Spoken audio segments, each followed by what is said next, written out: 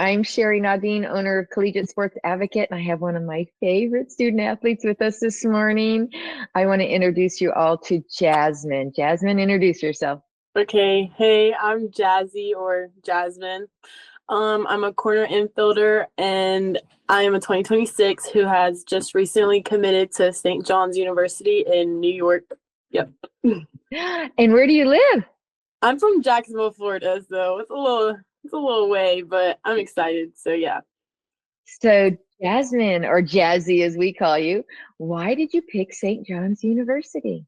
I picked St. John's University. Well, first and foremost, the coaches and the atmosphere. Um, Obviously it's in New York and that is a long way from home, so I was really looking for the family atmosphere. They were my first visit that I went on and like automatically I like fell in love, but I didn't like want to fall in love because of how far it was, but I just had to remind myself like your school could be anywhere in the United States. So having that family atmosphere and like that home away from home feeling and just knowing that they were going to take care of me and knowing that they're in a good conference, they're in the Big East conference, it's going to be a competitive schedule. I just think that all helped with my decision. Yes, and I'm going to ask you, like, what age were you when you actually started to use Collegiate Sports Advocate? I was really young, so I started when I was in seventh grade, but like I was kind of just like getting my feet wet. Like it wasn't like a I'm in CSA kind of, but I was in CSA. I was like getting advice and stuff. But when I really started working with Sherry was ninth grade, eighth grade year. I think that's when I really, really started working with Sherry or CSA. Well, thank you. And I know Erin Sykes, one of our other advocates, who's on Yeah. a little bit of a retirement, was your original advocate, and she still stays involved. In fact, last night she called and asked about you, so it's pretty exciting. And I think that's one of the things we fell in love with you and your family for is just there is a family atmosphere, and that you guys really do get out there and support each other. And you've had a great team too. Tell us about your team. So my team is Virginia Unity Meadows Johnson. We're a national team. So I think the main thing with them is we travel and we get looked at. Like no matter where we go, there's going to be coaches behind our fence. So there was always like the always that like that kind of we're getting looked at and you're always going to be in like the spotlight, I guess you could say. So like yes, that like adds pressure, but it's also good because you're getting exposure and like it's just that mindset you can't have pressure getting to you, and that's a big thing that we show on our team because the U and the I is left alone in the Unity name. If you look at our name, because there's no U or I at the end of the day, and the individual attention brings team exposure, and that's just like one of our mottos and our mantras. So I think that's really good to be a part of a team that shows that. That's impressive. And do you know I never knew that? Yeah, so if you look at Unity, the U and the I are like broken from the Unity name. So it's just there's no U and I in team. Like individual attention brings team exposure. It's for That everybody at the end of the day. that is fantastic. That ought to be some hashtags for you. Yeah. So tell me, what was some of the biggest challenges? Because this is a real emotional process. And sometimes you go out and you set your eyes on certain schools and you're like, that's my dream school. How did that all work out for you? And be honest. I mean, it's a tough process. Yeah, so my process, I think the first school that was interested in me, I think I was in ninth grade when I like had that like first mail from Duke actually was my first mail. And it was like a really like happy feeling and stuff, but they weren't the first school that was showing interest. USF was actually the first school that was showing interest. And it was like a happy experience, but I didn't end up going to those schools obviously, but it was like a happy experience. But it honestly is an emotional roller coaster because at the end they can't talk to you. Like NCAA has so many restrictions, so it is kind of nerve-wracking until September 1st of your junior year when like all those like happy feelings come and stuff. But at like September 1st is just like it's almost just like there, like it's not like the end of your process. And I think that's something that some of student athletes forget. Like when you commit, it's like a happy feeling, but that's not the end. And it's something to remember. You still have to put in the work. You still have to go out there and show out because it only takes one phone call to take your scholarship away. And you're not fully committed until you sign the papers. So I just think that's something we need to remember. I love that. And you just really hit the nail on the head. It's one of the biggest challenges we have at CSA is once the student athletes commit, even though we have all these trainings and all of these next steps and things that we provide you, most of our committed players kind of sit back and put their feet up. And it's not just us, obviously, but it's the nature of, oh my gosh, I've worked so hard to get here. Now what? What's your now what? How have you taken the next step to the next level of training and preparation for college? So my biggest thing was always working out, always trying to hit the gym. So I have two trainers. I have my speed and agility trainer who I go to every week, unless I have something on that day, like a high school practice or something. So I go to him almost every week on Saturday. And then I also go to my physical therapist, who's also my strength, where I lift and do heavy lifting with him. And he also takes care of my body with cupping, scraping, which is also something I feel like we forget to do is your physical therapy. Like you got to take care of your body. But yeah, I just think working out with two different trainers and them helping me take it to the next level of like what a college athlete is actually going to do in their day to day, I think has also really helped. But also not forgetting that you still have to practice, you still have to work for it, you still have to go out there and compete. Like, yeah, you committed to a school, but there's also how many other commits in your class or in the other classes that you also have to compete with the spot. Because when you get to college, there's 6 girls competing for one spot, and there's only 9 players on the field, so you have to compete every day. And just having that competitive mindset has really helped a lot with me, at least, because I truly feel like softball and just any sport is a mental game. You have to have that competitive mindset, and you gotta hate to lose more than you like to win, and that's just something we always say on my team as well. Wow, you just said so many powerful things and amazing. And the hate to lose and compete and participation. One of the things I've always loved about you is no matter what training we rolled out, you were there.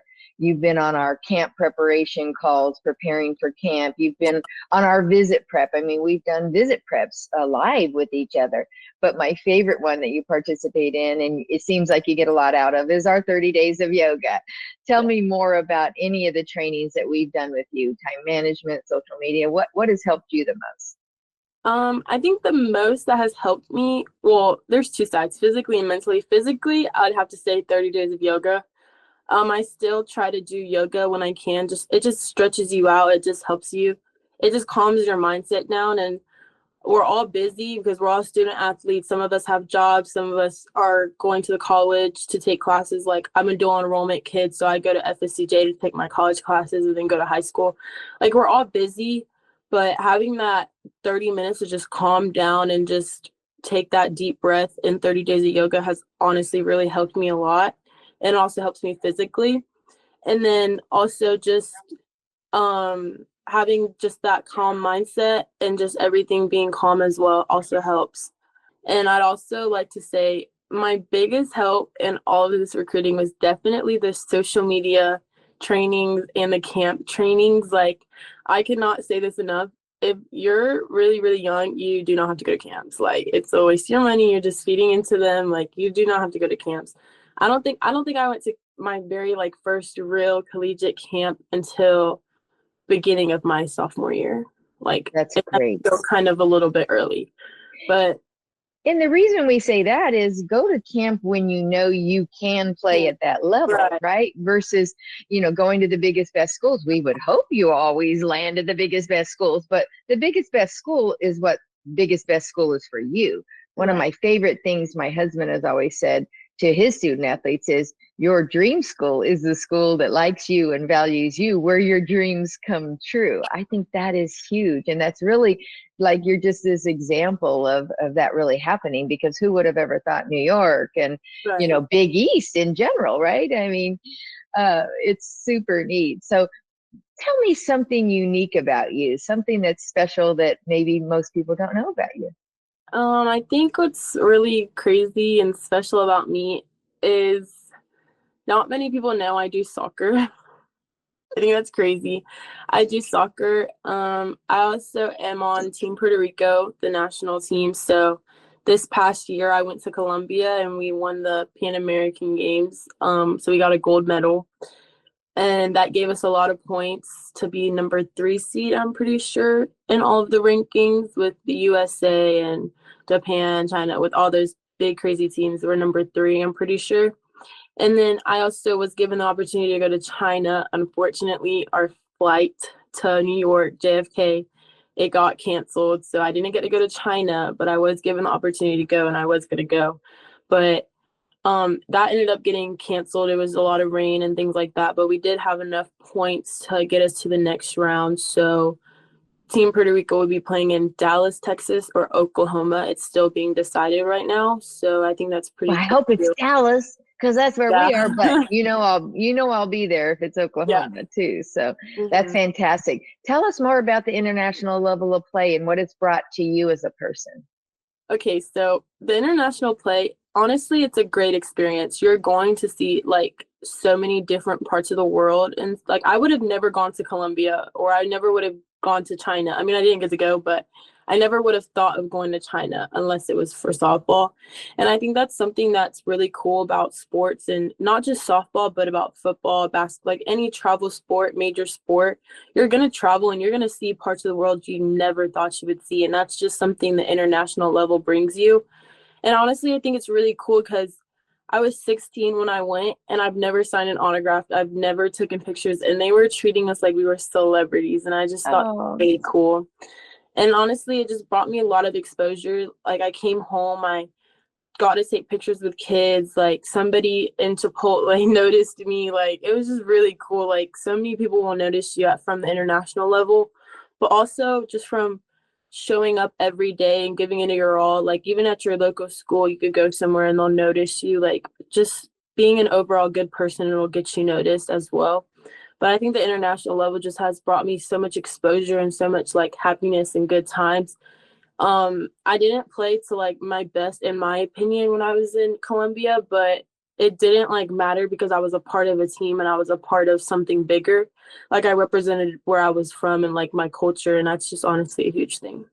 I love that part because I think it's so important for all of us to remember where we're from and our Yeah. culture and, and traditions and things like that, and bringing it back to the next generation of Puerto Rican nationals. So I think that's fabulous. So next, I know you love social media, and now we have a big opportunity in our sport with name, image, and likeness, which is called NIL. Tell me what you're doing. So I'm from Florida, which I don't know how many states do this, but for Florida high school athletes, you can do NIL as long as it's under $5,000. So I was given the opportunity to do an NIL with gym therapy. I have not signed a contract yet. We're in that process right now, but they're like a local gym spot that many people know from Jacksonville, Florida specifically, and Florida in general. Their gym therapy, and it's just a clothing line for swimsuits and gym clothes as well.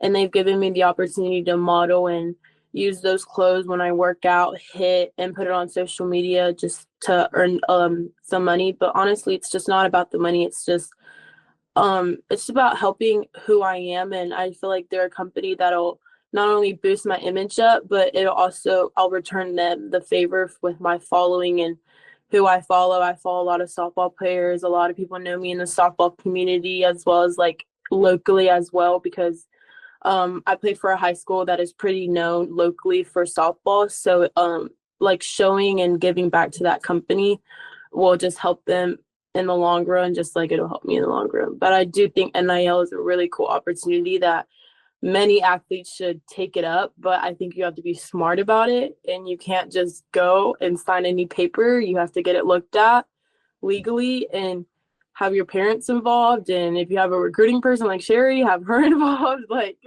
just have many people involved, but like, don't just do it by yourself. Don't just go signing papers because it'll probably hurt you in the long run. Do it smartly. But it honestly, NIL is really cool and it could help you a lot. That's fabulous. We always say all hands on deck, right? Yeah. Everybody get in and help the student athletes, because this is new waters for us, right? This is the first time all of us are going through this experience. But, me being in my age group where we didn't even get to play college softball, to seeing it evolve today to where you actually can make money during your high school years and your committed stage. I mean, this is just amazing transformation for women athletes. So I'm super proud to be supporting you and being part of it. And I know I always call you guys mi familia because I just, really connected you to you and your family, which a lot of people do. You guys are genuine and authentic, and you give it real. And I think you're just headed for an amazing college career. Any advice you would like to give to the younger you, the young girls just like you in 7th and 8th grade? What's your advice? So I actually helped coach a team locally, and the biggest advice I gave them was to just take it all in. Like, don't try and go too fast. Like, honestly, I wish I could go back to my T-ball self and my little self in Oakleaf, which is where I used to play for travel. I wish I could just go tell myself, like, don't put all this pressure on yourself. Like, you're so young. You have so much ahead of you. Just take it all in and just live every single day to the fullest and always put God first. Like, honestly, if you're a faithful person, and even if you're not, just always know that there's somebody up there looking over you. And my travel ball coach, Coach Cody, he told me to always keep my eyes up, never look down. And that's just something I've always kept, and always keeping my faith up and not letting fear get the best of me, and just taking everything as it is one day at a time, and just let it soak in. Like, you're just a kid at the end of the day. Like, live your kid years, because when you're growing up and you're adulting, then it's almost like it's just gonna go by so fast. Like, let it sink in, let it soak in, and just live it to the fullest. I love it. Jazz, you are like wiser beyond your years. And it just sounds like you've been really blessed with a lot of mentors and, people surrounding you. And I think that's an important message for everybody, is to surround yourself with experts, with professionals, with people that are authentically involved in the sport. We've always said one of the reasons our success is here is because we care about the individual student athlete. Because if you win, then your Cody wins, your parents win, the college coach wins, your high school wins. I mean, everybody wins. And I just love that togetherness thing versus everybody drawing lines in the sand and, we're this and we're that, and people taking credit for you. And I think it's all about you. Anything else you want to add or say? Anything on your notes? I would want to just give a little shout out to everybody who's helped me. Just my high school coaches, Coach Shields, Coach Bobby, all the faculty and staff at Baldwin. Honestly, you guys have been a true blessing ever since I stepped on campus as a little 6th grader who went out there in varsity and started. Honestly, just having that belief in me and just always being there for me. You guys have been amazing, and my teammates at high school as well. My mom and my dad, obviously, they're amazing people. I was very grateful to have the family that was given to me. My travel ball coaches, all of my trainers, y'all are amazing. Y'all have never looked at me and thought I couldn't do it. You guys have always pushed me to the highest as well.